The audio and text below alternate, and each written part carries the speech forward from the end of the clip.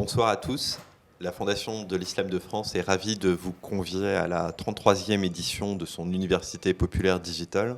Ce soir, nous abordons un sujet épineux, passionnel, la question de l'assimilation du modèle français. Nous cessons, dans l'espace journalistique, d'interroger ce concept depuis une dizaine d'années. Il est revenu d'une certaine manière dans le débat intellectuel et politique.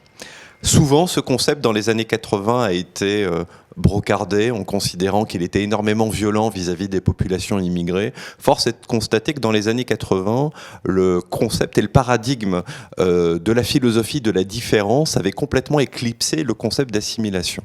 À partir des années 2000, la France réinterroge ce concept et nous avons vu dans la plume de nombreux intellectuels, éditorialistes, le concept d'assimilation au cœur du débat public. Un auteur, Raphaël Dohan, qui a le plaisir d'accepter notre invitation ce soir, qui est auteur d'une très belle somme, Le rêve de l'assimilation, de la Grèce antique à nos jours, fait remonter ce concept, en tout cas ce concept dans l'histoire de l'Ancien Régime, perpétuée par la Révolution française, mais il faut attendre le XVIIIe siècle pour que la terminologie assimilation voie le jour. Nous interrogerons ce soir ce concept, de montrer aussi, et c'est l'originalité de son ouvrage, que 6 civilisations, parce qu'il a étudié 6 civilisations, notamment la civilisation islamique, qui est elle-même universaliste et assimilationniste. Et vous verrez, et nous aurons l'occasion d'en parler, que universalisme et assimilation vont aussi de pair. Raleb, aussi Bencher, qui est le président de la Fondation et qui échangera avec Raphaël Dohan sur la pertinence, sur la catégorie de ce concept, des limites aussi de l'application de ce concept en France. Et Raphaël, vous avez eu des mots très justes, me semble-t-il, sur le concept d'assimilation dans la France impériale et de sa distinction avec la France métropolitaine. Et nous interrogerons enfin la question du modèle, du paradigme assimilationniste face à la France bigarrée. Quand je dis France bigarrée, c'est à cette France métissée, à cette France pluriculturelle, que je préfère au terme multiculturaliste, parce qu'il renvoie évidemment à des concepts autres, et un enjeu pluriconfessionnel qui est majeur dans la France d'aujourd'hui, et d'interroger le concept d'assimilation par rapport à la nouvelle société française telle qu'elle est. Alors Raleb, évidemment, on souhaitait au préalable, avant d'échanger avec notre ami Raphaël, dire un mot aussi sur le pourquoi de cette manifestation. Pourquoi avons-nous voulu engager un débat autour du concept d'assimilation ? Enfin, la vocation de la Fondation, entre autres missions qu'elle doit avoir, c'est aussi d'ouvrir un débat, surtout en ces temps de crispation, de tension. Nous ne cesserons jamais de le dire, il n'y a pas mieux que la circulation des idées, la confrontation même des idées dans un cadre serein. C'est ce que nous voulons et c'est ce que nous ferons. Et le reste, s'il y a des points de vue contraires, nous nous arbitrons à l'entendement humain, à l'histoire, à la connaissance et à l'intelligence hybride, celle de l'esprit, celle du cœur, mais c'est comme ça. Nous ne voulons pas aller à la conflagration généralisée. C'est notre but. Et il faudrait peut-être rappeler à nos amis internautes que pas plus tard que samedi dernier, Journée internationale des droits de l'homme, eh bien, nous avons organisé cette fois-ci, les mots sont ce qu'ils sont, en présentiel et pas en distanciel, un débat sur les droits de l'homme dans les contextes islamiques, en relation avec la théologie islamique aussi, parce que nous n'éludons pas les sujets fâcheux, épineux, au contraire, nous les affrontons et nous les prenons à bras-le-corps. Et ce n'est que lorsqu'on aura assaini la situation dans la maison, si je puis dire, qu'on sera fondé de dialoguer, de débattre avec autrui. Et c'est ainsi, c'est une position éthique et c'est une position responsable. Voilà ce qui nous guide dans tous ces débats Alors ce n'est pas élitiste, ce n'est pas élitaire, ce n'est pas que de l'islamologie fondamentale comme disent certains, ce soir en tout cas ça ne sera pas le cas, c'est simplement entre autres missions, quitte à ce que je le répète, nous privilégions les échanges des idées et des entretiens comme cela et nous donnons la parole en direct pour nos amis internautes. Certains ne sont pas d'accord avec nous, ils le disent. Il n'y a pas de filtre, il n'y a pas de censure. Nous répondons dans la mesure de nos connaissances et de nos moyens. Et c'est pour ça que nous savons gré à ceux qui viennent nous aider. Et en l'espèce ce soir, Raphaël Dohan, qui avec intelligence aborde ce sujet de l'assimilation. Merci Raleigh pour ce propos liminaire. Raphaël Dohan, j'ai oublié aussi de dire qui vous étiez, parce que vous êtes agrégé de lettres classiques, vous êtes énarque normalien. Comment avez-vous défini ce concept d'assimilation? Parce qu'il y a tout un chapitre avant d'effectuer l'approche comparative qui a été la vôtre, parce que vous avez étudié 6 civilisations, la Grèce antique, la Rome antique, l'islam, la France, le Japon et les États-Unis. Pourquoi avoir voulu faire un gros livre sur ce concept d'assimilation? Alors, d'abord, merci beaucoup pour votre invitation. Je suis vraiment très heureux de parler de ce thème ce soir avec vous. Pourquoi ce livre sur l'assimilation? En fait, d'abord parce que j'en avais cherché un à la librairie et ensuite sur Internet et j'ai trouvé qu'il n'y avait pas de synthèse de l'histoire de l'assimilation qui allait sur à la fois plusieurs siècles et sur plusieurs cultures. Il y a des livres sur l'assimilation à telle période dans tel pays, séparés, mais il n'y avait pas eu encore vraiment de vision collective et synthétique de cette question et je trouvais que c'était utile. Moi, j'avais envie de me renseigner là-dessus. Et donc, comme moi, ma spécialité, vous avez dit, je suis agrégé de lettres classiques, donc c'est plutôt l'Antiquité gréco-romaine. Je savais qu'il y avait des choses à dire sur le rapport de la Grèce et de Rome à l'étranger et à l'intégration, à l'assimilation. Et donc, je me suis dit qu'on pouvait tirer sur ce fil et essayer d'en faire un tableau comparatif. Alors effectivement, c'est important de commencer par des définitions et des distinctions aussi. Je pense qu'il ne faut pas trop fétichiser les mots, c'est-à-dire que des fois, certains entendent d'autres choses par d'autres mots, mais enfin, il faut bien à un moment se décider pour les termes du débat.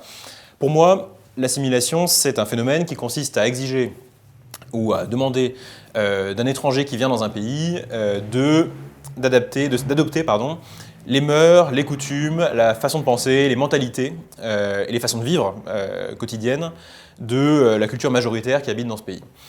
C'est différent de ce qu'on peut appeler l'intégration, parce que souvent, par intégration, on entend plutôt quelque chose de plus formel, c'est-à-dire respecter la loi, trouver un travail, s'intégrer de manière socio-économique, mais pas forcément s'habiller pareil, avoir les mêmes références culturelles. Enfin, on peut très bien imaginer une intégration alors qu'on est d'une culture tout à fait différente, mais qu'on voilà, on est un bon citoyen, qu'on respecte la loi, même les valeurs de la République ou la Constitution.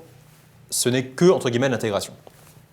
Et il y a un troisième terme que je distingue encore, qui est l'acculturation, qui est là un phénomène qui est plus spontané et qui vient en fait du simple contact ou des échanges entre différentes cultures, différents pays, et qui fait qu'on s'emprunte des pratiques culturelles de l'un à l'autre. Donc aujourd'hui, par exemple, on regarde des séries sur Netflix, c'est donc on emprunte des choses à la culture américaine. Ça ne veut pas dire qu'on devient citoyen américain, évidemment, et c'est pas non plus une exigence des Américains qu'on devienne citoyen américain. Donc je pense que les trois termes sont assez différents, que ça recoupe des objectifs politiques aussi assez différents, et que c'est aussi le propre de culture et de philosophie politique différentes. Et vous dites que la terminologie apparaît dans la philosophie des Lumières, et ces philosophes des Lumières définissent le concept d'assimilation aux bonnes mœurs.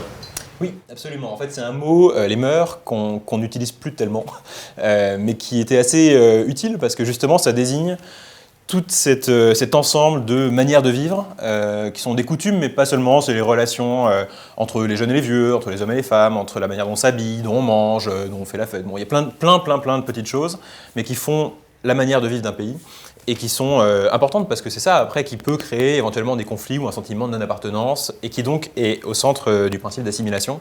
Et effectivement, vous dites que ça remonte du XVIIIe siècle et en fait à l'origine le terme il est médical, il est biologique. L'assimilation c'est en fait le fait d'assimiler un aliment dans son corps. On avale quelque chose et ensuite il fait partie de nous. Donc c'est vraiment quasi médical la manière dont on conçoit l'assimilation au début. Et vous avez une terminologie dans le livre pour définir l'assimilation.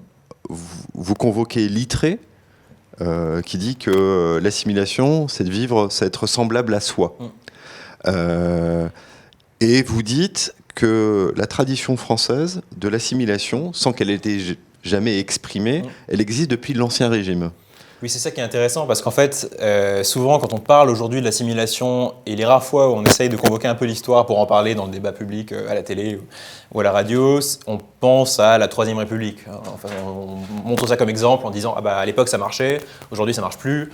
Et on a toujours cette référence un peu inévitable.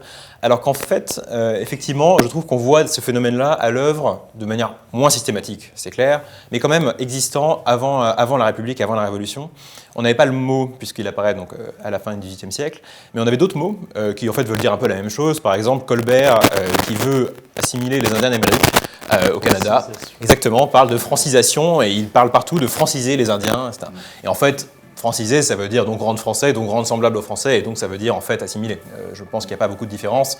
Et de la même manière, on parle dans l'historiographie de romanisation pour l'Empire romain, et en fait c'est pareil, les Romains ils n'avaient pas de mot pour dire assimilation, mais le phénomène pouvait exister quand même.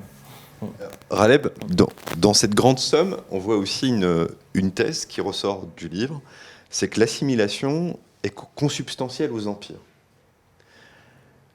Et pour qu'il y ait assimilation, il faut empire et société ouverte. Alors, si je vous ai bien lu. C'est ça.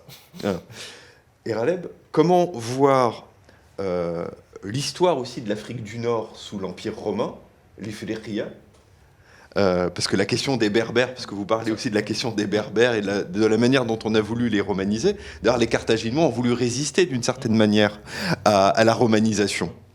Et il y a eu, Raleb, l'édit de Caracalla. Et donc nous, on s'interroge de savoir si le fait d'avoir octroyé la citoyenneté à tous les Romains, dont les barbares, a précipité justement la chute de l'Empire. Peut-être un mot, je n'ai pas pour habitude de répondre à une question en revenant sur ce qui était dit.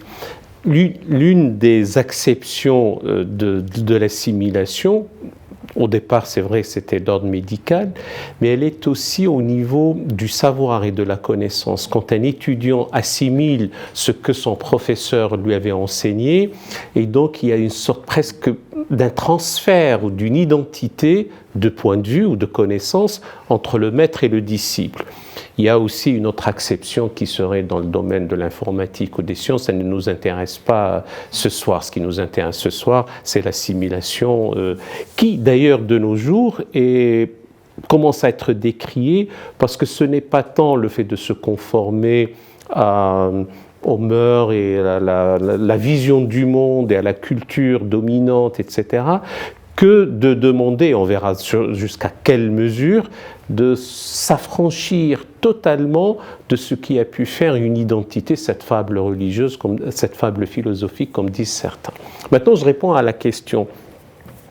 C'est vrai que les empires, quand on est dans une approche impériale des choses, l'impérium veut que d'un côté, on se conforme à ce qui fait à la fois la force, les valeurs, voilà encore un autre mot qu'il faudrait savoir cerner et préciser, et laisser une part de degré de liberté au sujet du dit empire, et donc c'est plutôt une question d'équilibre, de balance un peu entre le fait de se conformer à ce qui est voulu par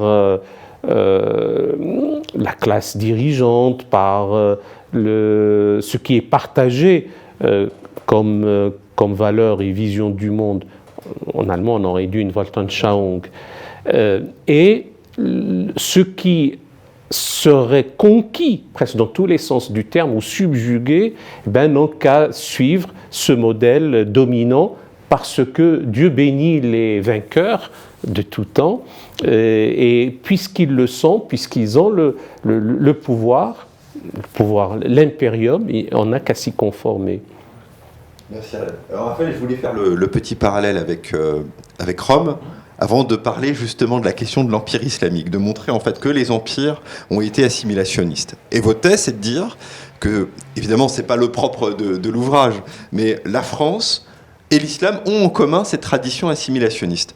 Et Raleb, l'empire islamique a été assimilationniste. C'est-à-dire, vous convoquez Bernard Lewis, qui montre que la spécificité de la culture arabo-islamique et de son expansion du 8e siècle au 12e siècle, c'est d'avoir essayé d'avoir réuni le raffinement de la civilisation perse et l'élément tribal arabe et ensuite sédentaire au Levant. Tout ceci a constitué l'empire islamique.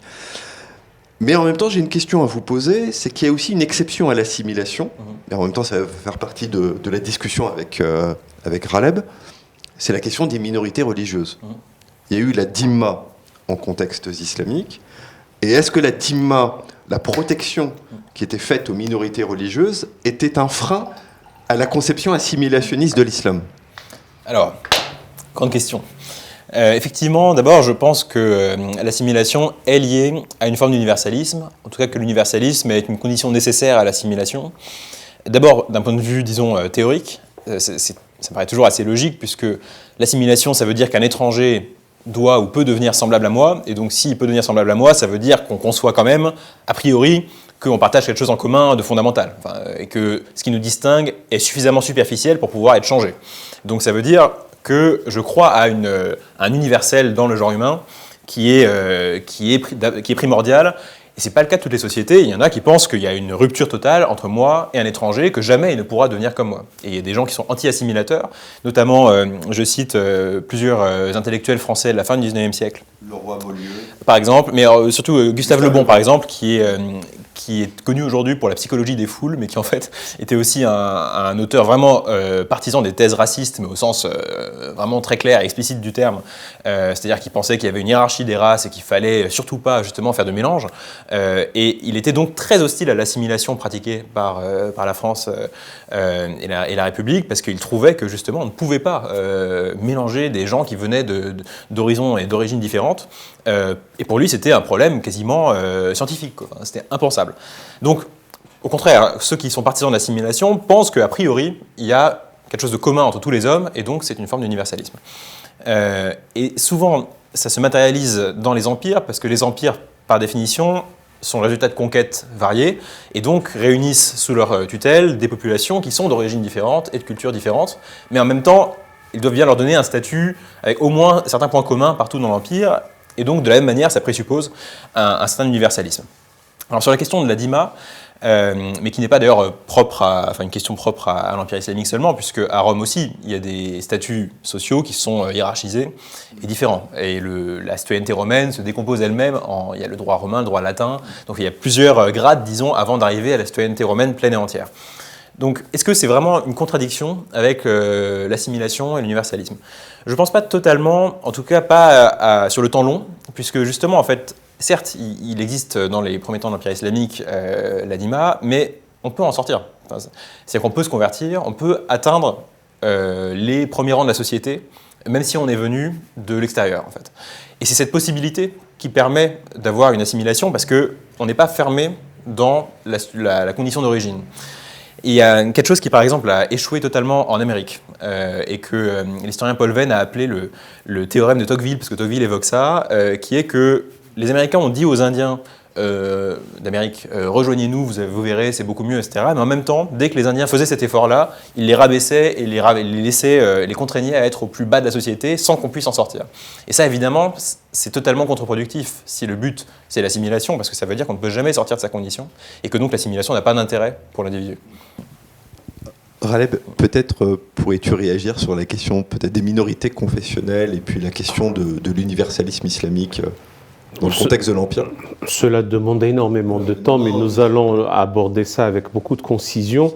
préciser tout de suite que lorsque tu dis la France et l'islam sont en miroir, ceux qui ne distinguent pas la majuscule de la minuscule ne comprendront rien. C'est l'islam avec un grand tirage. Ou à la limite l'islam avec grand I, qui serait le pendant de l'Europe pour certains, enfin une ère civilisationnelle ou géohistorique, et qui a vu des peuples entiers embrasser la tradition religieuse islamique.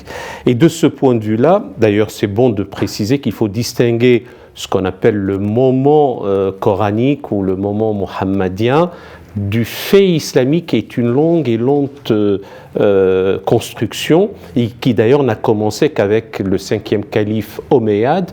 On est déjà en 685-89 et on est loin du temps mohammedien. Donc l'empire commençait déjà en seconde partie de la période omeyyade, et puis il connaîtra ce qu'on appelle l'empire monde sous les Abbassides, et puis il y aura 3 empires concomitants, l'empire ottoman, l'empire safavide, l'empire moghol.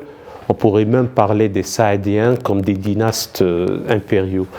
Alors, deux choses. Nous ne sommes pas là pour faire l'apologie ni d'une tradition religieuse, ni d'une civilisation. Il faut dire que la dhimmitude, au regard des avancées des droits de l'homme, c'est quelque chose d'inacceptable de nos jours. Et heureusement, certains l'ont aboli par eux-mêmes. Je pense par exemple au cas pakistanais qui, pour moi, la partition de l'Inde était déjà une erreur fondamentale. Vouloir avoir une république avec des contours sur une base ethnique et confessionnelle n'était pas l'idée qu'on se faisait à la fois du progrès, de la civilisation au XXe siècle, mais c'est comme ça. Il se trouve qu'à la naissance même de la République du Pakistan, on a décidé qu'il n'y aurait pas de dhimma. Il faut redire que la dhimmitude est une construction humaine, se fondant certes sur un verset coranique, mais l'idée est venue d'abord de la part de jurisconsultes. Donc ce sont des hommes. Deuxième idée à propos de la dhimma, sans vouloir l'encenser, loin de moi, au contraire, mais ce fut le meilleur système connu, pratiqué sous quelque climat que ce fut à ce moment-là. Parce qu'il garantissait, même si c'est dans un statut infériorisant, etc., des droits que sous d'autres climats on ne pouvait pas avoir. Et troisième point, ça n'a pas été appliqué d'une manière drastique tout le temps. Parfois on était au-delà de ce qui a été légiféré, parfois on ne le pratiquait pas. Sinon, comment peut-on expliquer que le vizir Ibn Nagrella, par exemple, sous la dynastie qui a construit plus tard l'Alhambra, il était vizir et que son propre fils avait hérité de la charge de vizir. Il y avait même ceux qui, tout en n'étant pas musulmans, avaient le commandement militaire. Des ambassades étaient confiées à des juifs ou à des chrétiens. Les choses n'étaient pas aussi merveilleuses que ce que je suis en train de décrire, mais ces cas-là ont existé.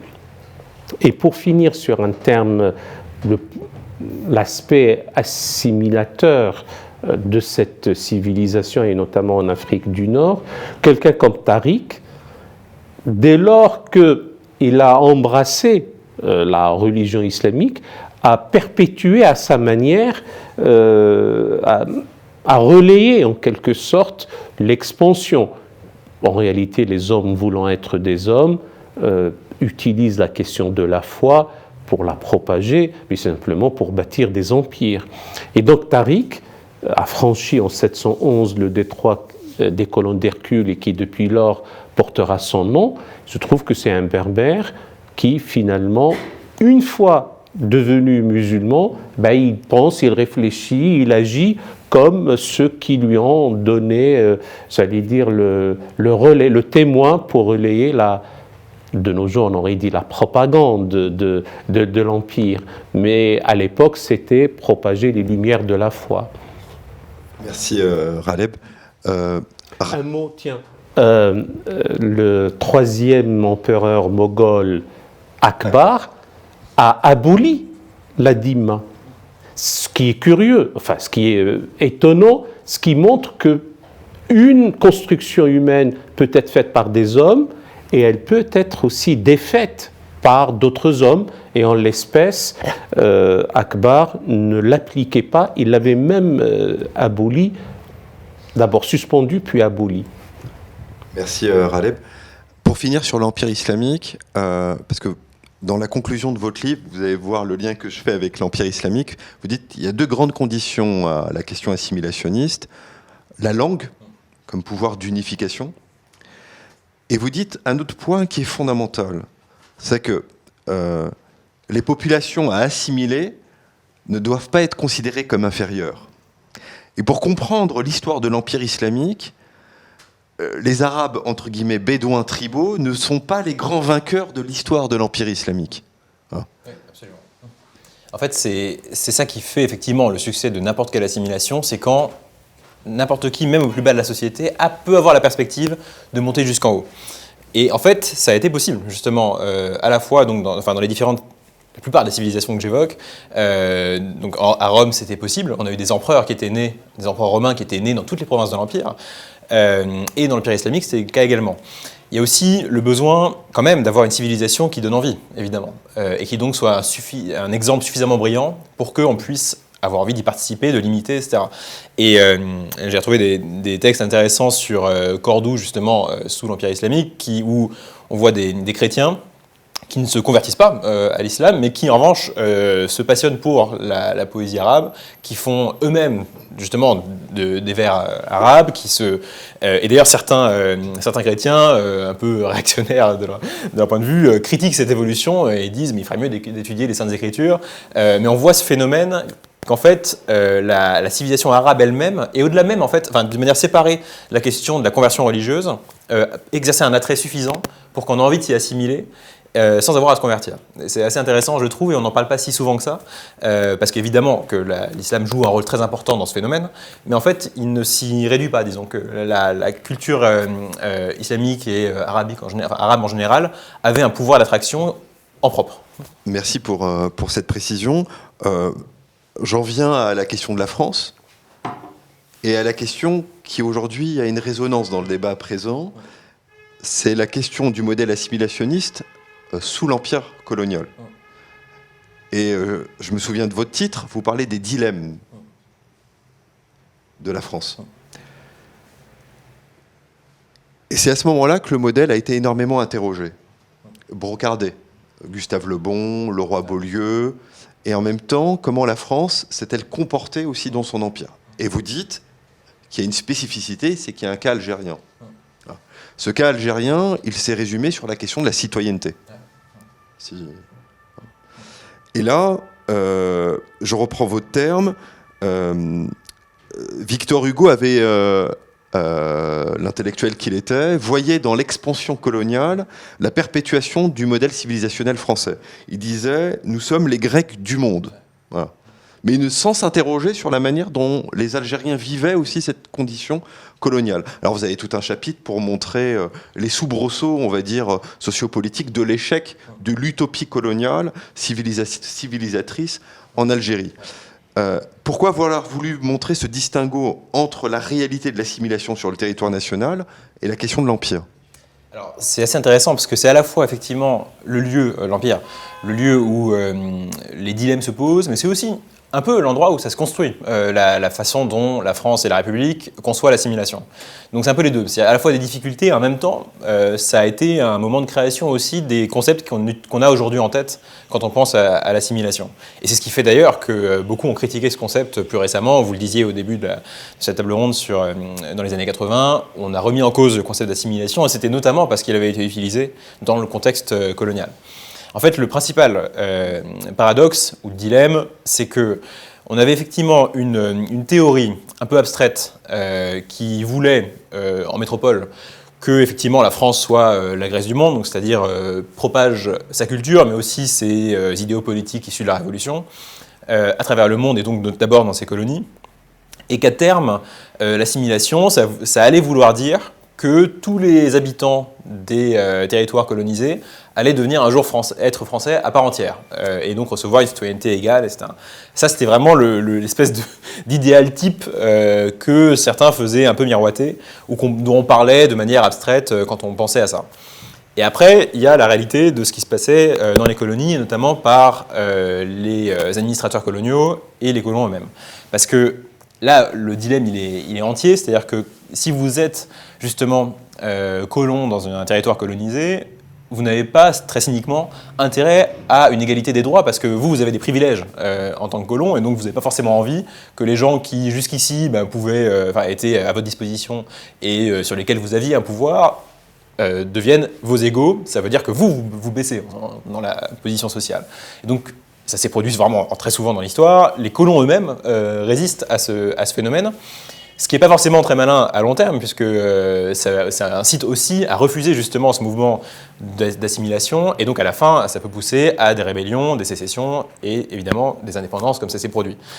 Donc, je pense qu'il y a eu cette opposition entre deux modèles et deux phénomènes qui a duré pendant toute la période coloniale. Et effectivement, l'Algérie est un cas un peu extrême, poussé à bout de cette opposition. Et on voit très bien justement dans les dernières années, en fait, avant la guerre d'Algérie, certains des administrateurs coloniaux et des colons influents en Algérie commençaient à se rendre compte que, en fait, toute leur position, tout ce qu'ils avaient fait justement pour refuser en fait l'assimilation des Algériens était en fait une erreur, et qui commencent à essayer d'accélérer en disant non mais attendez, en fait on peut très bien, tout le monde peut être français ici, mais ça devient très très tard en fait, et un peu en réaction justement au mouvement qui se produit au moment de la guerre d'Algérie. Et donc ça fait des positions qui paraissent totalement à fond renversées aujourd'hui, où on a un Jean-Marie Le Pen qui était député à l'époque, un tout jeune député, et qui dit que non mais les musulmans peuvent tous devenir français. Et enfin, on a du mal à imaginer pourquoi Le Pen commence à dire ça dans sa carrière politique et finit là où on sait qu'il a fini. Mais en fait, ça se comprend de ce point de vue, parce que c'était l'idée que si on voulait garder l'Algérie française, il fallait montrer que l'Algérie était française. Et donc, à la fin, forcément, ça voulait dire arriver à l'égalité des droits, etc. Mais en fait, on s'est réveillé très tard. Eux se sont réveillés très tard pour faire ça. Donc, je trouve ça vraiment assez passionnant, ce dilemme, et qui en plus renvoie à pas mal de choses qu'on voit aujourd'hui dans le débat public. Alors, pourquoi j'ai voulu parler de ça, Raleigh, parce qu'on voit des résonances aujourd'hui avec le débat présent. C'est-à-dire que les débats qu'on a connus au 19e, ils sont reposés sous un autre angle, à travers notre actualité. La question de l'islam, elle est centrale, en fait, dans la réflexion qu'on a sous l'Empire colonial au 19e sur la question de l'assimilation, et elle revient avec une grande acuité aujourd'hui dans le débat actuel. Voilà. Et il y a un sujet qui est lancinant, c'est la question, entre guillemets, des signes religieux, et qu'on a vu réapparaître, Raleigh, avec les lois de 2003 et de 2010. Et en fait, votre thèse, pour faire le lien avec le contemporain, c'est de considérer ces lois, alors je crois que vous êtes l'un des seuls à l'avoir exprimé aussi clairement, c'est que la loi d'interdiction, entre guillemets, des signes religieux à l'école publique et puis du voile intégral, sont un signe d'une condition d'assimilation. C'est au nom du concept d'assimilation, d'une certaine manière, qu'on a légiféré. Sauf qu'évidemment, on a utilisé d'autres concepts pour le dire. Enfin, comme je suis en retard d'une question, mais je ne tiens pas à répondre à tout, bien au contraire, j'essaie de combiner les deux. Le 19e siècle, la question coloniale et la question lancinante, épineuse, obsédante, sulfureuse qu'est la question islamique en France.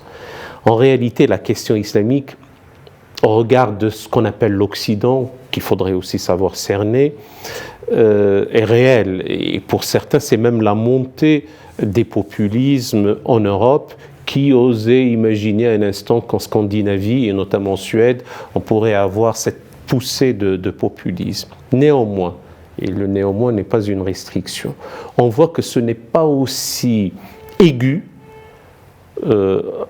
en Scandinavie ou en Allemagne, ou même pour le modèle anglo-saxon, etc., qu'on pourra interroger comme ça l'est en France. Et à mon avis, il y a quelques spécificités, dont la question coloniale qui n'est pas soldée, dont on n'arrive pas à parler calmement. Chez nous, ici, dans la Fondation, on a parlé d'hypermnésie d'un côté, d'amnésie de l'autre, etc. Mais ce qui a toujours posé problème, je le redirai, c'est que le dilemme a fait en sorte que la France, à un moment donné, même si ce n'est pas dans des proportions égales, était duale. Elle était royaliste et républicaine, elle était dreyfusarde et anti-dreyfusarde, elle était cléricale et anticléricale, elle était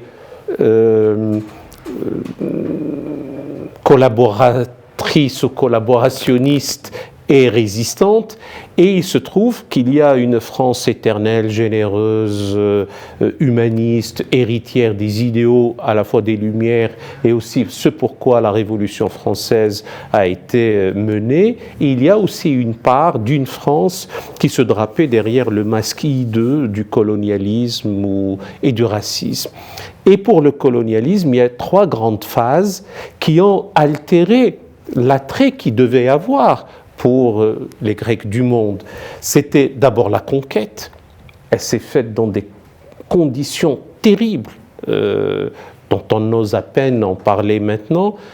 Simplement, comme il est inimaginable d'avoir une école Göring et une avenue Rudolf Hess à Berlin, on continue à avoir une avenue Bugeaud et une école la Mauricière.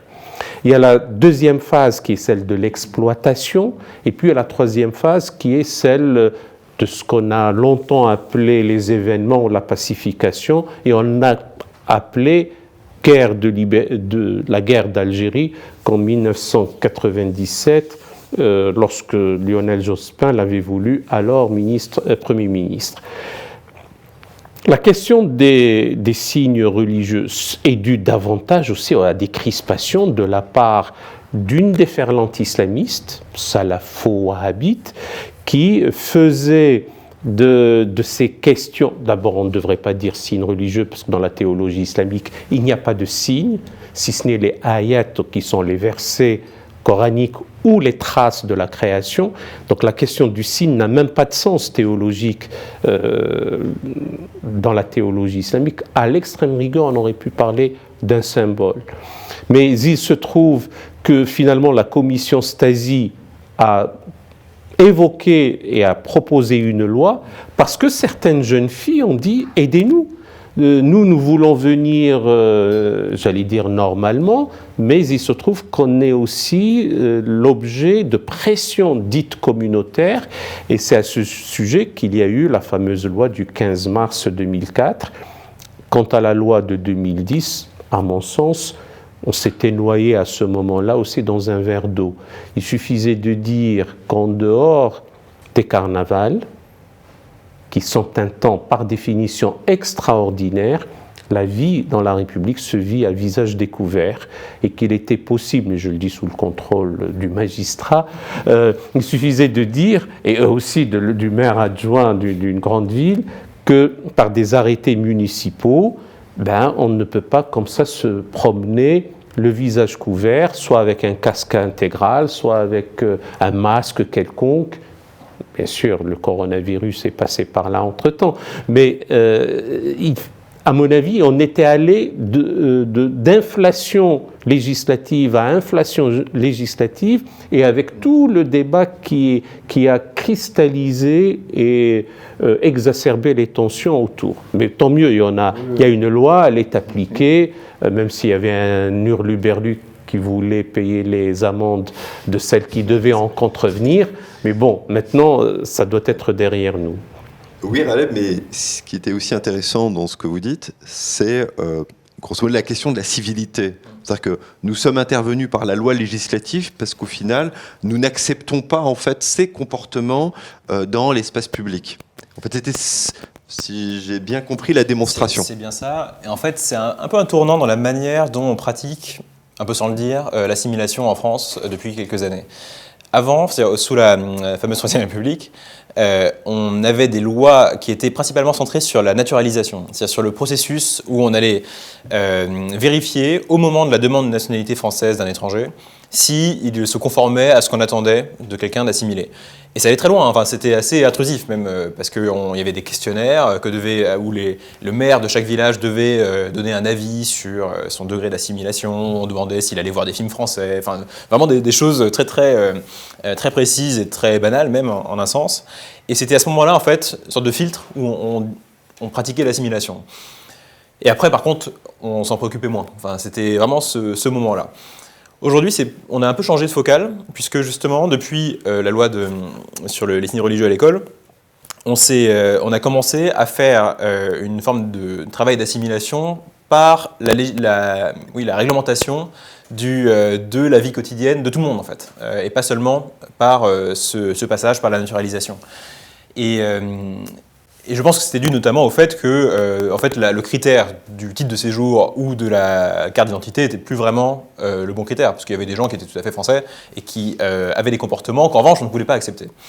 Et donc on s'est mis justement à faire des lois qui effectivement étaient un peu nouvelles dans la mesure, et qui ont choqué à l'étranger d'ailleurs, dans la mesure où on se permettait d'aller légiférer sur la manière dont les gens s'habillent, mais qui n'est pas non plus si inédite que ça. Je cite dans mon livre un texte du philosophe anglais John Locke du XVIIe siècle, qui écrit après les guerres de religion, et qui donc a bien vu les difficultés que pouvait poser ce genre de problème, et qui écrit de manière assez étonnante pour aujourd'hui, que justement le port d'une chape ou d'un surplis ne peut pas troubler en tant que tel la tranquillité publique, mais sauf si ça devient un signe de ralliement pour justement se séparer de ce qu'il appelle le magistrat, c'est-à-dire la société en fait. Et dans ce cas-là, il trouve que c'est plutôt légitime au contraire de légiférer. En fait, on est dans un cas un peu similaire où en principe, évidemment, la manière de s'habiller, tout le monde a le droit de faire ce qu'il veut, mais il peut y avoir des circonstances dans lesquelles justement ça contrevient à ce qu'on considère comme étant normal dans la vie en société.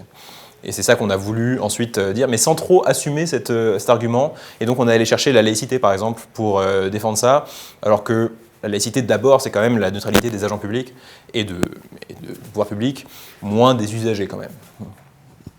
En effet. Avant de parler de la France d'aujourd'hui et puis de notre problématique, vous avez un chapitre sur la France métropolitaine.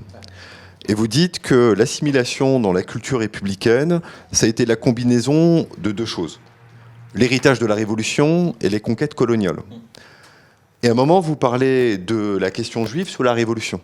Et je trouve qu'il y a certains parallèles avec la question islamique dans la France d'aujourd'hui, par rapport à la grande citation de Clermont-Tonnerre, donnons tout aux juifs en tant qu'individus, mais rien en tant que communauté. Et j'ai l'impression que cette phrase, elle est le fil directeur de la conception française de la citoyenneté. Voilà.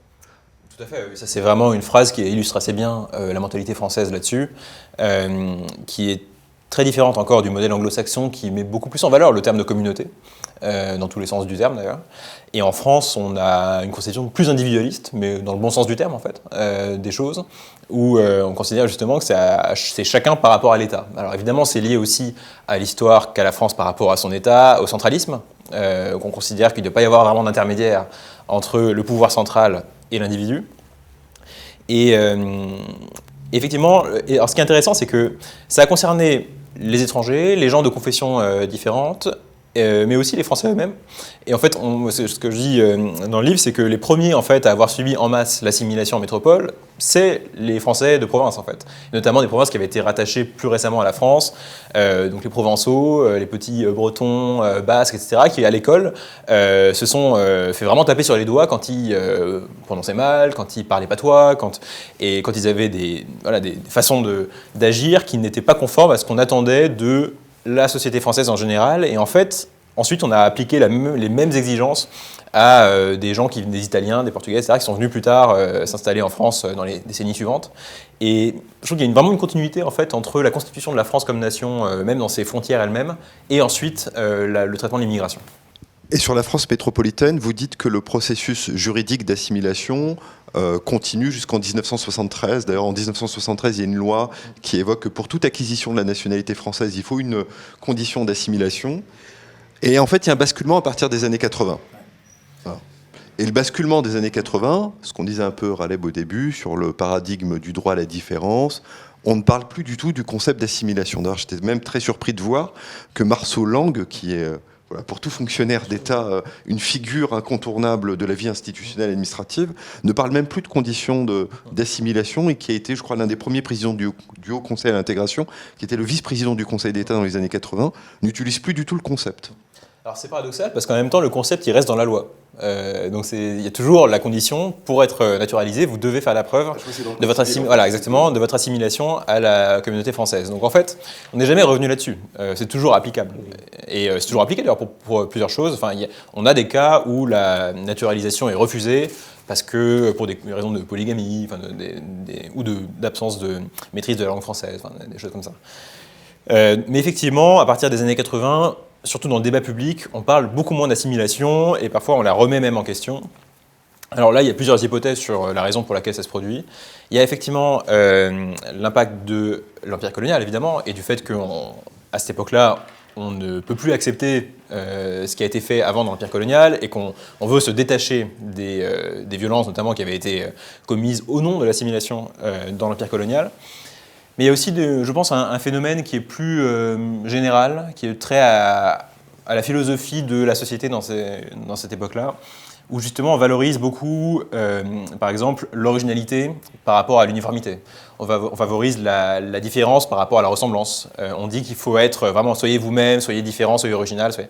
Et ça va de philosophe jusqu'à la pub, enfin, c'est assez générique. Oui, il y a un moment. Voilà, il y a un moment comme ça, et forcément l'assimilation, ça se prête mal à cet état d'esprit, parce que l'assimilation, ça te demande de vouloir ressembler à une majorité, donc en fait, à se fondre dans la masse. Donc c'est pas très... ça correspond peu à ce qu'on met en valeur à cette époque-là. Mais j'ai l'impression qu'aujourd'hui, quand même, les choses se rebalancent un peu, qu'on prend peut-être un peu plus conscience aussi du fait qu'une société, ça a aussi besoin de valeurs communes et en tout cas de références communes.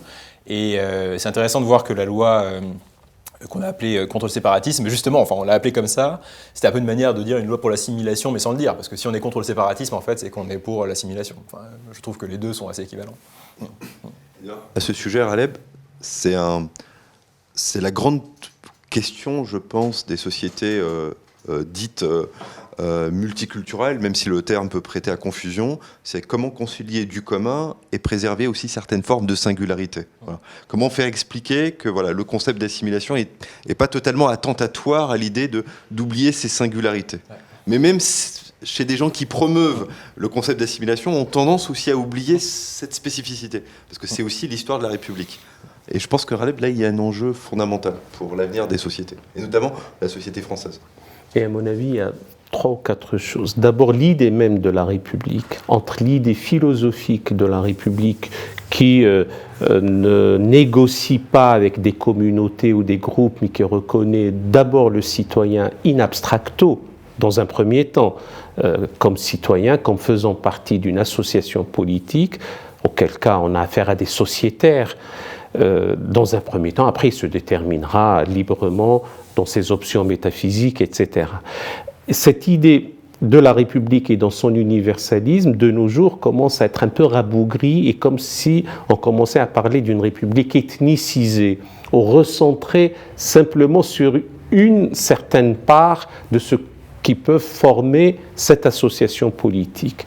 Simplement, la difficulté, c'est qu'aucune société ne puisse vivre en cohésion s'il n'y a pas un principe transcendant qui la consacre, ou du moins, si elle ne se donne pas le liant, le ciment. Et là, une de nos difficultés en France, c'est qu'on n'arrive pas encore à le définir.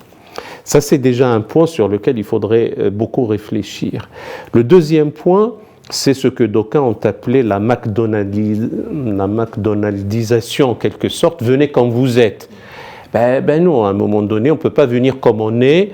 Il y a lieu de respecter, ne serait-ce que c'est une question de savoir-être, de savoir-vivre, etc. Et puis, de l'autre côté, il faut qu'il y ait un attrait, il faut qu'il y ait une volonté, quelque chose de bien pour que les gens y adhèrent. Et donc, certains ont considéré, en gros l'Europe, mais particulièrement la France, avec certaines lois, notamment, ou certaines visions du monde, à partir des années 80, comme une sorte de ventre mou. On vient, on a quelques avantages sur le plan social, mais on vient tel qu'on est. Ça a posé un sérieux problème. Mais de l'autre côté aussi, quand l'assimilation a été définie comme une sorte de, non pas tant le fait de se fondre d'une manière caméléonesque au sein du corps national, et nous cessons de dire ici même à la Fondation, et surtout lorsque nous donnons les bourses aux ministres du culte musulmans, les prédicateurs, les imams, les aumôniers, etc., vous devez apprendre l'histoire de votre propre pays. Vous devez apprendre par cœur, s'il le faut, la geste de Roland, même si elle ne fut pas tendre vis-à-vis de votre propre prophète, parce que ça fait partie du patrimoine que vous devez aussi vous approprier et léguer aux générations d'après. Et votre spécificité d'être citoyen de confession islamique ne vous empêche pas de vous approprier cela et de l'enrichir de tout un patrimoine aussi. Et c'est comme ça que les sociétés évoluent presque dans une sorte de tectonique un peu sociale. Ça, c'est je ne sais plus si c'est le deuxième ou le troisième point. C'est le deuxième point. Merci de suivre. Et le troisième point, ce sont les crispations de maintenant. Et le fait de considérer que, comme certains le disent, qu'il faut parler de remigration, d'ailleurs je ne sais pas où, et qui doit partir, et à supposer par extraordinaire qu'il faille l'appliquer, d'aucuns nous disent que la France s'arrêterait de fonctionner. Dans certains secteurs au bout de 26 minutes, dans d'autres au bout de 40 minutes, et dans d'autres peut-être dans les milieux ruraux, peut-être dans 2 ou 3 jours. Mais c'est qu'il faut simplement réfléchir, non plus avec des mots convenus et qui sont galvaudés, le vivre ensemble, etc. Ça ne veut plus rien dire de nos jours. On est ensemble, mais sommes-nous dans la défiance, dans la méfiance, dans la crispation, dans le repli, dans l'exclusion, ou voulons-nous asseoir les fondations d'une nation commune, avec des valeurs communes, certes, et aussi une histoire, un récit commun dont il nous incombe de le connaître, et ceci ne peut advenir qu'avec la connaissance, avec l'histoire, avec la culture ambiante, bien entendu, laquelle... Donc, certains vont nous objecter, oui, mais laquelle et tout, mais celle qui est elle-même ayant évolué, mais qui a un socle commun, ou une roche-mère. Parce que finalement, cette culture se sédimente à travers le temps. On voit à travers le propos de Raleb qu'il y a une grande interrogation sur le devenir de la France. C'est que la question islamique interroge énormément la question du modèle, et vous le soulignez d'ailleurs, parce que vous dites que, alors après sans rentrer dans les querelles, je veux dire académiques, intellectuelles, il y a eu beaucoup de débats autour du rapport Thuot, alors vous vous en dites aussi quelques mots, et vous dites qu'il a été battu en brèche, parce que vous dites que la question du commun, elle est importante, et donc dans ce rapport, en fait, il essayait de... C'est un haut fonctionnaire qui est conseiller d'État qui a essayé de penser ce que sera la société française de demain avec la composition des différences, voilà, qui composent le tissu social. Et on a considéré qu'il faisait difficilement apparaître le concept du commun et de ce qui faisait la spécificité d'une nation. En fait, c'est toujours difficile de définir ce qui fait l'identité ou le commun ou le... Parce que de le définir en tout cas positivement, parce qu'en fait, ce serait tellement de petites choses, enfin de grandes et de petites choses, qu'on ne pourrait pas en faire une liste exhaustive en fait. On pourrait toujours rajouter, par exemple, on parle souvent de gastronomie, par exemple, et c'est vrai que c'est important, ça compte, mais c'est évidemment pas que ça. Et en fait, il faudrait ajouter tellement de domaines différents qu'à la fin, ça devient plus une définition. En fait, je pense qu'une des solutions possibles à ça, c'est d'abord, et c'est je pense le chemin qu'on a un peu pris qu'un quart, c'est d'abord une définition en négatif. C'est-à-dire, en fait, on sait plus facilement ce qu'on ne veut pas être que ce qu'on veut être. C'est-à-dire par exemple, typiquement, on parlait de la loi sur les signes religieux à l'école, on ne voulait pas être une société où les petites filles sont obligées d'être voilées. il y a eu un assez grand consensus là-dessus. Mais c'était important parce qu'il y a d'autres sociétés qui n'ont pas fait ce choix-là, qui n'ont pas voulu l'inscrire dans la loi. Et de la même manière, on voit apparaître comme ça souvent des cas où on peut dégager une majorité assez large, souvent, sur ce qu'on refuse catégoriquement comme étant contraire à ce qu'on croit être. Ce qui veut dire qu'on sait en fait assez intuitivement ce qu'on est et ce à quoi, parce qu'on sait ce qui lui est opposé, entre guillemets. Donc on a du mal à définir ce qu'on est, mais on sait très bien, par contre, quand on croise quelque chose qui est contradictoire avec ça, ce que ça veut dire. Donc je pense que c'est aussi comme ça qu'il faut fonctionner. Enfin, c'est comme ça d'ailleurs qu'on a un peu pris le chemin, mais il faut peut-être l'assumer un peu plus clairement, parce qu'il y a une chose qui manque aujourd'hui aussi, c'est un message assez clair, notamment adressé à des jeunes issus de l'immigration et qui ne savent pas très bien forcément ce qu'on attend d'eux.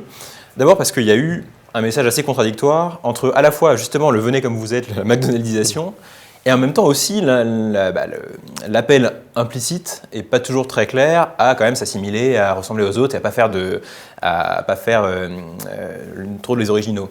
Et en fait, ce discours, il est totalement contradictoire. Et il faudrait que ce soit beaucoup plus clair, à la fois de la part de l'école, du gouvernement, des institutions en général, parce que je pense que ça a créé une vraie confusion sur ce qu'on attend de beaucoup de gens aujourd'hui en France. Alors, encore une fois, c'est pas facile, hein. C'est un travail de très longue haleine et qui va impliquer un peu tout le monde. Et je pense ensuite, pour parler quand même un petit peu plus positivement, qu'effectivement, il ne faut pas demander par l'assimilation à ce que ce soit un effacement total des origines. Il y a un discours qui est très bien du président américain Theodore Roosevelt, bizarrement, qui un jour a parlé devant une assemblée de nouveaux Américains immigrés, en leur disant justement: l'Amérique ne peut pas vous demander d'oublier là d'où vous venez, d'oublier toutes vos affections, vos relations, vos souvenirs, les contes que vous avez entendus, tout ce qui fait votre affiliation à votre origine culturelle, etc. En revanche, elle peut vous demander quand même, et c'est pas contradictoire, d'être entièrement américain, d'être pleinement américain, d'être américain à 100%. Et en fait, l'art qu'il faut trouver, c'est de réussir à concilier les deux. Et je pense que c'est faisable si on parle d'interprétation. C'est-à-dire qu'il peut y avoir une manière peut-être d'interpréter une culture d'origine qui soit contraire à la manière dont on vit en France. Mais il y a aussi des manières de l'interpréter de manière à ce que ce soit tout à fait compatible. Et je crois qu'on en parlait juste avant, mais mon arrière-grand-père a fait ce processus-là. Il était lui-même d'origine vietnamienne, il était vietnamien. Et il est venu en France dans les années 20, et puis il s'est installé, il est resté.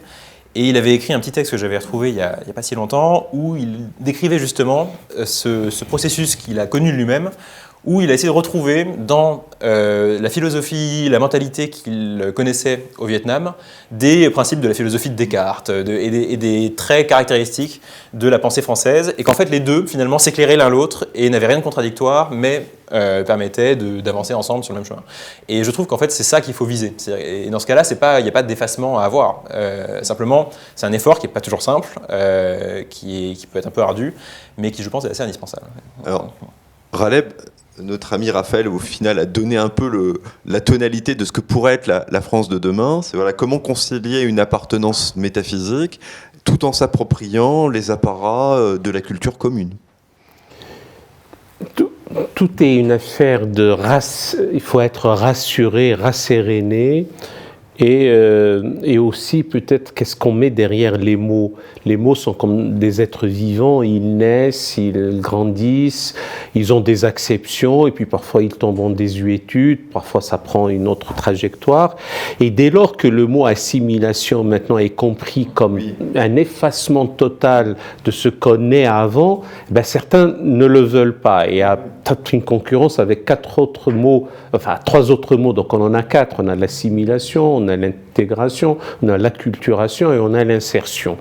L'insertion serait peut-être dans le domaine économique et encore, alors certains qui sont totalement inintégrables, voire inassimilables, mais dès lors que l'hôtellerie de luxe fonctionne bien, puisqu'ils en sont à la fois propriétaires et consommateurs, l'exigence d'assimilation ne leur est pas posée.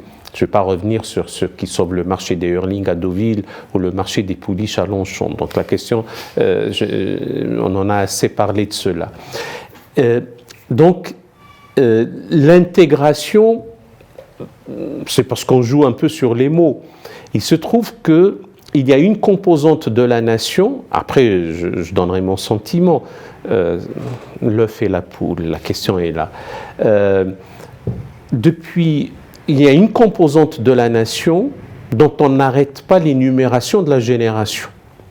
On parle de 5e génération, ce qui est curieux. Et ceux qui osent parler de 5e génération sont de fraîche date dans le corps national, sauf que la question dite d'assimilation ou d'intégration ne s'est pas posée pour ceux qui sont de fraîche date, alors que ceux dont les parents avaient payé le tribut du sang, le tribut de la sueur et le tribut des larmes, parce que n'ont pas le bon prénom ou n'ont pas francisé leur prénom, qui est aussi une question.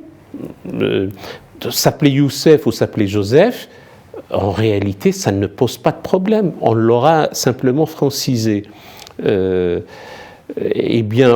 David ou Daoud, ou Noé ou Noah ou Noé, pareil, ou Ibrahim, Abraham, Gabriel, Jibril, c'est une question de langue qu'on parle. Ça devient un obstacle d'ordre psychologique. Et donc, comme j'ai parlé de l'œuf et de la poule, on est dans une telle situation devant cette fameuse tenaille identitaire avec ces deux mâchoires, qui, le premier, il y a une minorité au sein de la nation qui dit « mais on est rejeté, on est mal aimé, on n'est pas accepté, on est brocardé, on est vilipendé, on est essentialisé, on est ethnicisé par notre confession », alors que finalement, dire un musulman, c'est... Comme certains, ça se voit, il est musulman. C'est comme si le génotype était quelque chose qui relève de la confession. Je n'ai pas envie de dire qui c'est, celui-là, parce que j'ai assez parlé de lui. D'un côté, donc, tant que c'est comme ça, eh bien, nous sifflerons la Marseillaise, etc.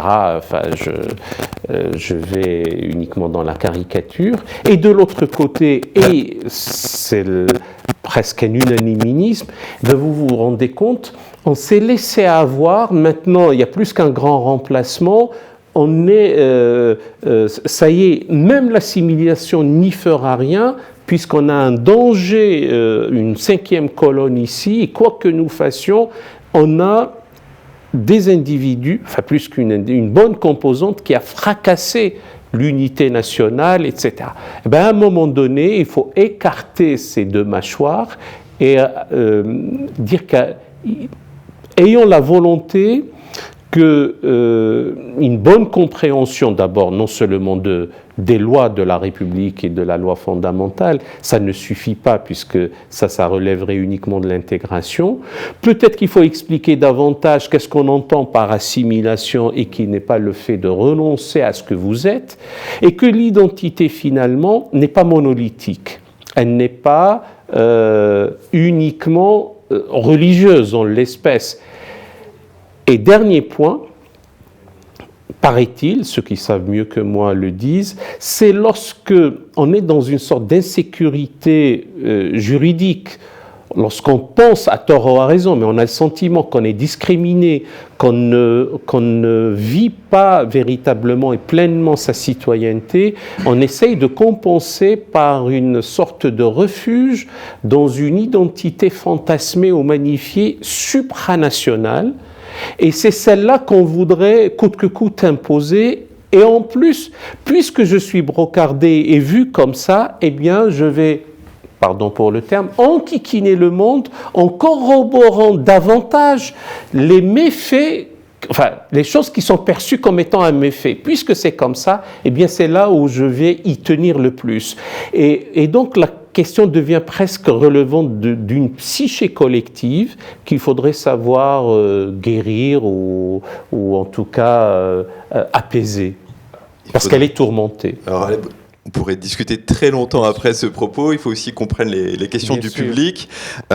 Juste pour finir notre débat, avant de prendre les questions des internautes, je voulais poser deux petites questions, une à Raleb et une à vous, Raleb. Oui, pour Raphaël. Vous avez fait une disputation avec Jean-Luc Mélenchon, sans vouloir parler du débat politique partisan. Vous lui avez répondu sur sa vision à lui de ce que pourrait être la société française de demain. Et lui a convoqué Édouard Glissant en parlant de créolisation du monde. Et vous lui avez répondu, mais la créolisation du monde peut être aussi compatible avec une certaine conception de l'assimilation ?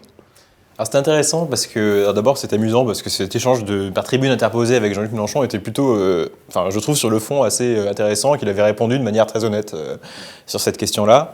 En fait, j'avais fait cette tribune parce que historiquement, justement, ce que j'avais trouvé en rédigeant ce livre, c'était que la créolisation, en fait, était un phénomène donc, de syncrétisme ou de mélange culturel nouveau qui était apparu parce qu'on avait refusé l'assimilation, en fait, dans les îles au XVIIIe siècle.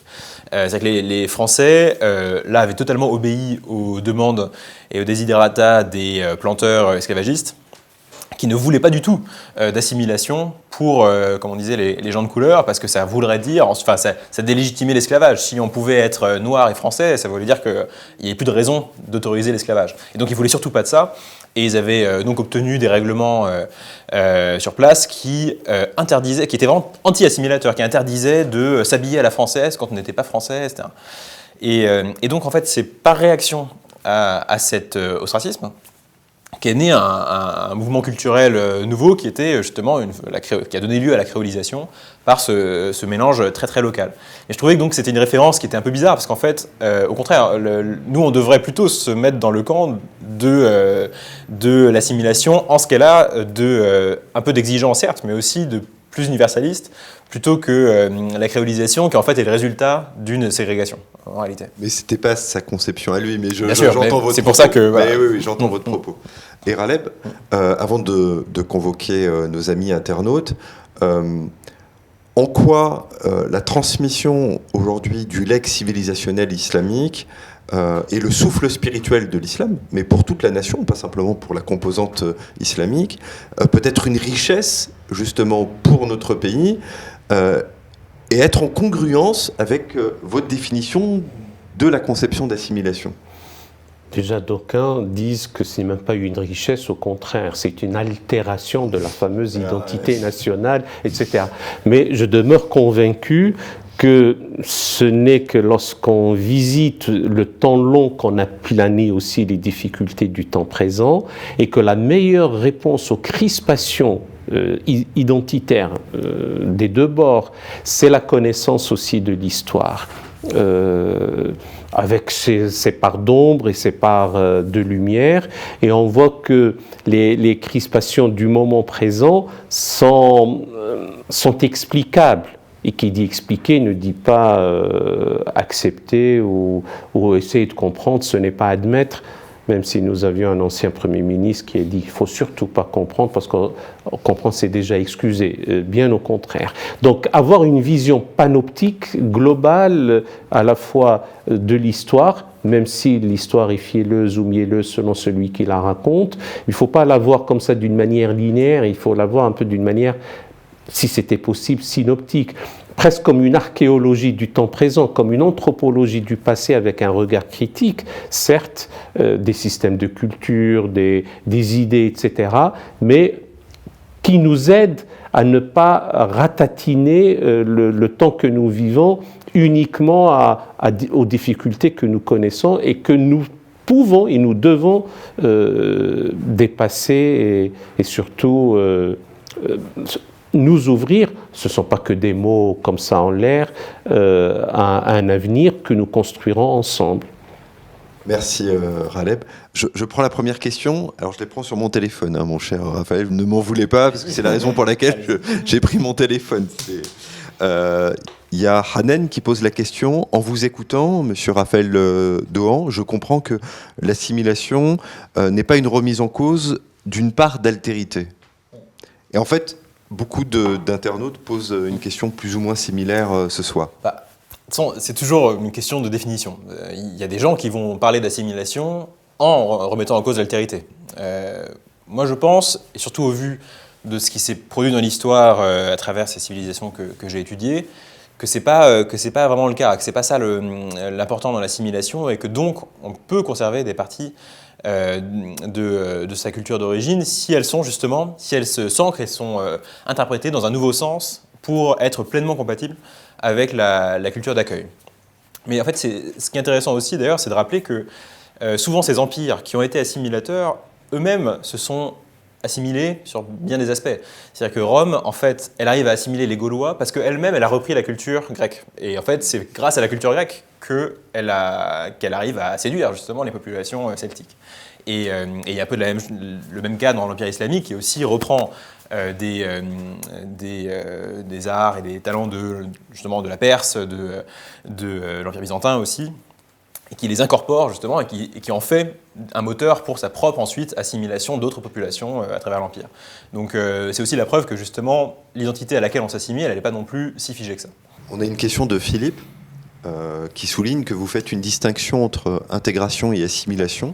Mais où est-ce que vous mettez le curseur dans la distinction entre les deux concepts ? Alors pour moi, c'est vraiment assez clair, c'est que l'intégration se porte sur des dimensions très objectives, et notamment formelles et légales ou économiques. C'est-à-dire, est-ce que vous respectez la loi ? Vous n'êtes pas un délinquant, vous partagez les grandes valeurs de la Constitution, les droits de l'homme, etc. Vous êtes inséré économiquement, vous avez un logement, vous travaillez. Bon. Tout ça, ça fait qu'on peut dire que vous êtes intégré. Ça ne veut pas forcément dire que vous êtes assimilé, parce que l'assimilation, elle porte donc sur cet aspect culturel, sur les mentalités, les références, ce que vous regardez à la télé, plein de choses très concrètes, et qui ne sont évidemment pas du domaine du code pénal, de l'économie ou d'autres domaines qui sont, eux, propres à l'intégration. Donc pour moi, c'est vraiment deux niveaux séparés qui ne sont pas du tout incompatibles, on peut très bien les superposer, mais c'est vraiment différent. Et une question de Zinouba aussi, peut-être Raleigh pourra aussi prolonger ou répondre aussi comme vous à la question.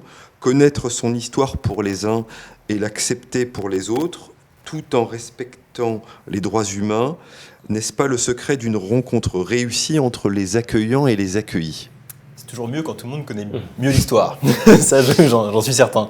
C'est pas toujours le cas aujourd'hui d'ailleurs, donc c'est un peu difficile. Moi, j'ai toujours pensé d'abord que, c'était aussi un peu l'objet de ce livre, le recul historique, ça permettait de refroidir les débats trop brûlants. Et clairement, le débat sur l'assimilation, la laïcité, c'est des débats brûlants aujourd'hui. On en parle avec des mots en plus, ça avait été très bien dit par M. Bencher, qui sont eux-mêmes chargés, et qui fait qu'on ne peut plus vraiment en discuter de manière apaisée.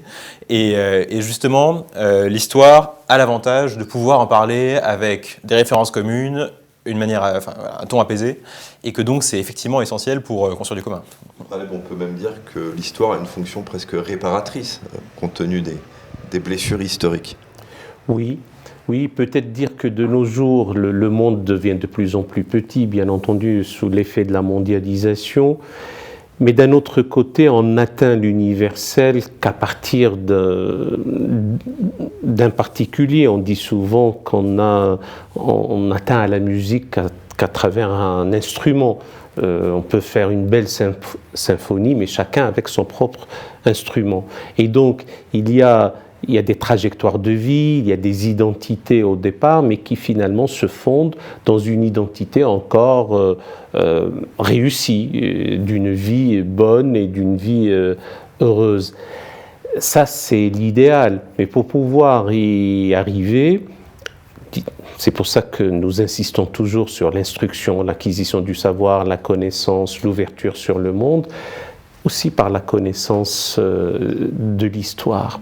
On ose le triple axel que lorsqu'on a une bonne colonne vertébrale. La patineuse artistique, si elle a un lumbago, elle n'ira pas danser.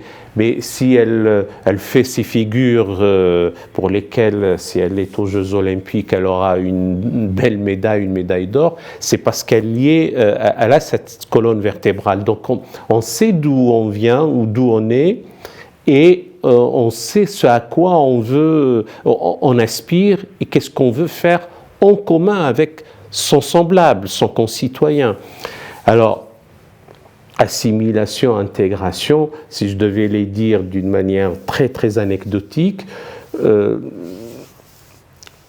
une femme voilée ou un barbu avec son khamis dit « Moi, dès lors que je respecte la loi, je respecte la loi fondamentale, je n'enfreins pas la loi commune, je ne vois pas pourquoi on me dénie le droit d'être tel que je suis. » pour l'assimilateur ou celui qui voudrait, souhaite ou exige même que non seulement il ne s'habille pas de la sorte avec ses accoutrements, alors nos salafistes ne seraient pas ravis que j'utilise ce terme, mais qu'au contraire qu'il mette le béret et qu'il ait sa fameuse baguette, j'allais dire, sous son aisselle, sous le bras et partir.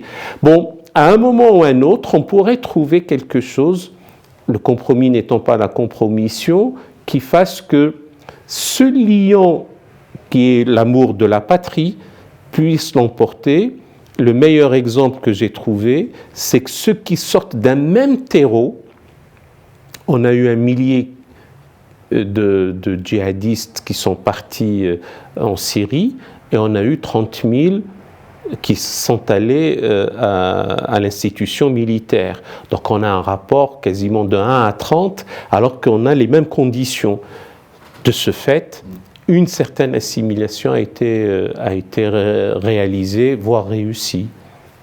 Merci Raleb. Alors on a une question un peu difficile de Karine, alors j'essaie de saisir.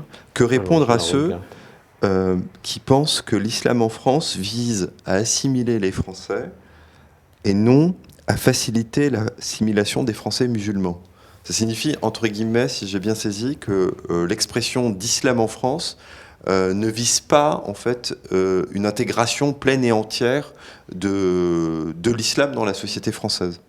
Oui, donc c'est cette idée qu'il y aurait une assimilation à l'envers, en fait. Oui, c'est ça, qu'il y aurait une assimilation. Enfin, le fameux grand remplacement. Oui, qui revient pas ça. Et qui d'ailleurs est une question et un péril qui a souvent été évoqué dans des empires assimilateurs aussi, et qui parfois s'est produit d'ailleurs avec des cas où effectivement un Romain finit par s'habiller comme un Germain, enfin des choses comme ça, quoi. Et où même il y a des fois des choses qui sont empruntées de manière très heureuse par certains, comme si on porte des pantalons, c'est parce que les Romains ont décidé à un moment qu'en fait les pantalons inventés par les Gaulois c'était pas si mal. Bon, mais non, aujourd'hui, c'est vraiment une question, je pense, qui rejoint une anecdote où il y avait eu, je ne sais pas si vous vous souvenez, il y a quelques mois, un échange après une visite du président Macron, je crois, avec une dame qui avait dit dans ma classe de mon fils. C'était à Montpellier. Voilà, c'est ça, c'était à Montpellier. Voilà, exactement. Il n'y a personne qui s'appelle Pierre, mon fils ne connaît pas le prénom Pierre, etc. Et en fait, ça reflète d'abord le problème le manque de mixité sociale, mais en fait culturelle aussi, dans les classes et dans les quartiers, et qui est, je pense, aujourd'hui le principal obstacle à l'assimilation et qui peut faire justement craindre à certains une assimilation à l'envers. C'est ça qui, je pense, je pense que c'est d'abord vraiment une question de balance démographique et géographique en fait, où évidemment des enfants qui sont tous issus de l'immigration par exemple et qui sont tous dans la même classe, ils n'ont ni modèle ni raison de s'assimiler à la culture française puisqu'ils ne la voient pas, tout simplement, tous les jours. Et donc je pense que là, le principal défi, il est là, parce que c'est extrêmement compliqué, y compris politiquement. Il n'y a pas beaucoup de gens, par exemple, notamment à droite, qui disent « Ah, c'est terrible, aujourd'hui, à l'étranger, ça ne s'assimile plus, etc. » mais qui, en même temps, ne voudraient pas du tout qu'on fasse justement plus de bus scolaires, par exemple, qui répartiraient les petits-enfants issus de l'immigration dans des écoles où ils pourraient justement connaître ce phénomène d'assimilation. Donc c'est le point, je pense, le plus difficile politiquement, mais qui est aussi un des plus cruciaux. Il faut peut-être rassurer Karine, parce que Karine, je le dis par antonomase, qu'on dit toutes les Karines qui ont peur, en réalité, qu'est-ce que c'est qu'islamiser ou assimiler à l'envers? Mais à quel islam d'abord? Si c'est la culture ou les cultures, le centre de gravité du monde dit musulman est en Insulinde. Donc on ne va pas assimiler la France à un comportement culturel des Indonésiens, des Philippins ou des Indiens. Alors c'est une présence, j'allais dire, nord-africaine ou subsaharienne qui est là. En réalité, c'est pas tant islamiser la France que certains tiennent mordicus à des coutumes, à des traditions dont la théologie islamique est encore à l'ère classique, parce que de nos jours, elle est en crise, cette théologie, et selon les différentes écoles, les dénonce et ne les reconnaît pas. Mais l'indigence intellectuelle, la déshérence culturelle, on fait en sorte qu'on a des familles entières ou des groupes ou des quartiers entiers qui se recroquevillent sur des comportements qui posent de sérieux problèmes. Et là, encore une fois, ça ne peut être réglé qu'à temps moyen et long, pas immédiatement, qu'avec l'instruction, l'éducation et l'acquisition du savoir. Et le respect de la loi, mais pas uniquement. Un grand chantier, Ralem. Oui, titanesque. Oui, titanesque. Raphaël, on a une question de Simon. Alors, je ne sais pas s'il veut faire une approche comparative, mais vous allez voir le sens de mon propos. Quels enseignements tirer de l'assimilation des Juifs dans la société française ? Alors, on a un petit peu parlé tout à l'heure, il me semble, avec justement Clermont-Tonnerre, effectivement. Vous faites, je crois, vous convoquez oui, la tout à fait. Révolution française. Et l'Empire aussi, enfin Napoléon, je veux dire. Et Napoléon avec le grand Sanhédrin. Voilà, qui est un exemple intéressant où l'État essaye vraiment de prendre les choses en main et de forcer à une codification de ce qui est justement acceptable et ce qui ne l'est pas dans une pratique religieuse, dans une confession, et où on fait la liste et où on dit voilà ce qui est autorisé, voilà ce qui ne l'est pas.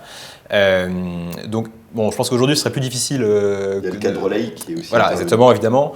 Donc, mais bon, plus généralement, politiquement, c'est évidemment un réflexe qu'on aurait moins aujourd'hui de procéder de manière aussi verticale. Mais c'est intéressant parce qu'en plus, le cas des Français juifs est revenu évidemment sur le devant de la scène, mais notamment sous le point de vue de l'assimilation pendant la guerre, pendant l'occupation. Où justement, le régime de Vichy est anti-assimilateur, et donc, alors ça a plusieurs effets. Sur les Français juifs, il y a beaucoup de dénaturalisation qui ont eu lieu, parce que là vraiment, on voulait dire, vous avez été naturalisé par la République avant, mais en fait, c'était justement une assimilation qui ne peut pas exister parce que vous êtes juif, et donc on vous enlève la nationalité française parce que vous ne la méritez pas. C'est vraiment cette logique-là.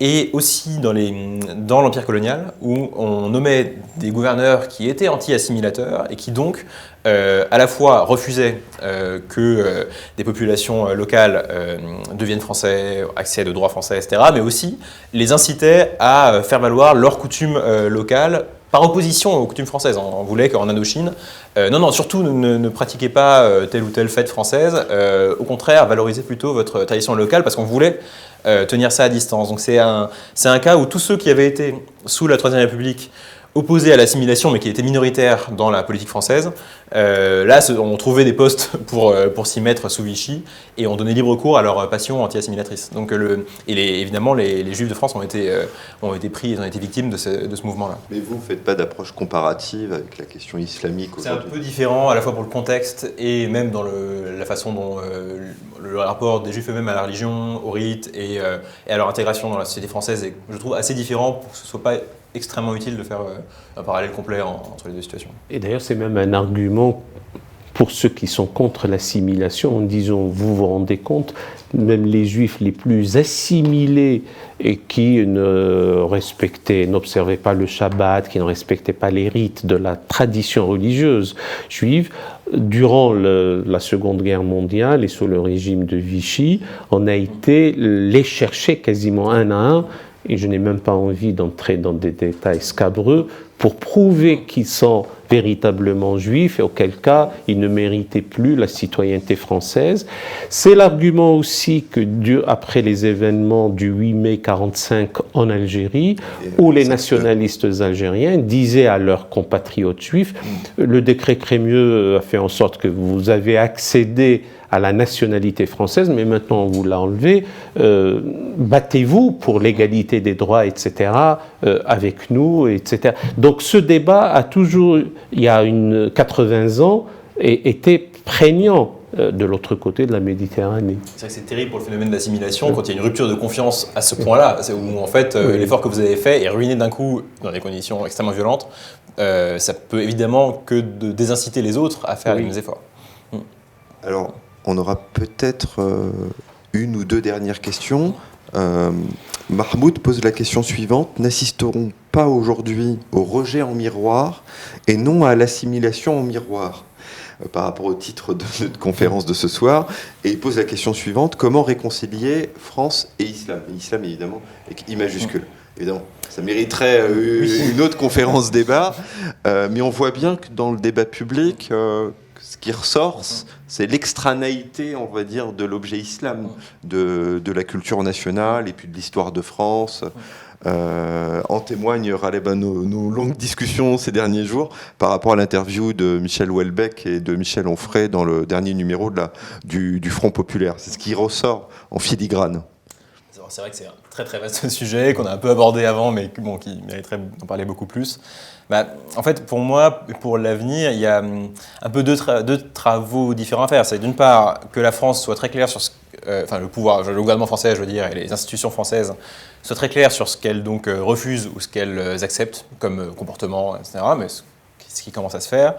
Et d'autre part, donc ce travail d'interprétation de la culture d'origine dont je parlais, forcément, il ne peut être fait que par, en l'occurrence, les musulmans eux-mêmes, parce que c'est pas l'État français qui va leur dire comment interpréter leur propre religion. Donc d'un côté, il y a le cadre qu'on fixe, et ensuite de l'autre, il y a le travail personnel, mais qui en plus est individuel, je pense, que doivent faire les musulmans qui veulent faire ce parcours-là, et que certains ont déjà fait, évidemment.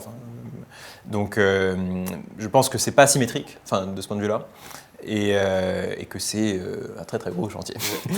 Et d'ailleurs, je pense que vous convoquez aussi dans le livre la question de l'interprétation romaine, interpatro romano, oui. Parce que et vous dites qu'on pourrait s'en servir aujourd'hui dans le débat actuel. L'idée, oui, c'est ça, c'est un peu la même. Alors, les Romains parlaient de religion pour ça, c'était pour les dieux, ou quand un dieu étranger pouvait être assimilé justement à un dieu romain, on faisait la traduction, et comme ça, tout d'un coup, tout le panthéon de l'étranger devenait le même panthéon que le sien. C'est-à-dire, en fait, toi, tu parles de Baal, mais en fait, Baal, c'est Jupiter. Et donc, pas de problème, finalement. Tout ça correspond. Et je pense que si on peut, dissoudre les contradictions superficielles qui peuvent apparaître comme ça, c'est la meilleure des solutions. En l'espèce, pour la devise républicaine, nous avons eu l'occasion de le dire ici, liberté, égalité, liberté, il y a d'énormes efforts colossaux à mener, notamment la liberté de conscience, etc. L'égalité, bien sûr, l'égalité foncière, ontologique et juridique entre les êtres humains. La fraternité est omniprésente dans la tradition religieuse, tant religieuse que culturelle. C'est clair, par exemple, le respect des aînés, la solidarité, et au lieu de la vivre au sein ce que j'appelle la composante islamique de la nation, eh bien, il faut l'élargir à l'ensemble des êtres humains. C'est une richesse, c'est un point en plus. On ne voudrait pas voir nos aînés dans les EHPAD, etc.